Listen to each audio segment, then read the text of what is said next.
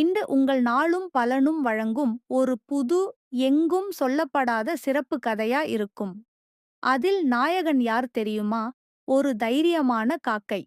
லாலாபூர் என்ற அழகான கிராமத்துல ஒரு சின்ன காகம் இருந்தது. அதன் பெயர் கரி. பிற பறவைகளுக்கு நிறைய நிறங்கள் இருந்தது. ஆனா கரி சாமான்யமா கருப்பாகத்தான் இருந்தான். ஆனா அவன் மனசு ரொம்ப தைரியமா இருந்தது.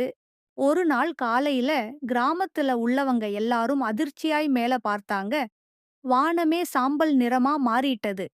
இப்படி நிறமில்லாமல் இருந்தா பூக்கள் மலராது, குழந்தைகள் விளையாட முடியாது என்று எல்லா பறவைகளும் பயந்து கூச்சலிட்டாங்க. அப்போ ஒரு பழைய கிளி சொன்னது, வானத்துக்கு நிறம் திரும்பணும்னா வண்ண விதை தேவை. அது புயல் மலையில இருக்கு. ஆனா அத காத்திருப்பது காற்று மிருகம். எல்லாரும் பயந்து பின் சென்றாங்க. ஆனா கரி மட்டும் ஒரு அடி முன்னேறி சொன்னான். நான் சிறியவன்தான். ஆனா நான் போகிறேன். பெரிய காற்று, மின்னலுக்கு நடுவுல கரி பறந்தான். மழை அவன தள்ளிச் செல்ல முயற்சிச்சாலும் அவன் நிக்கல. கடைசியாக கரி புயல் மலையை அடைந்தான். மலைக்கு மேல ஒரு பிரகாசமான ஒளி.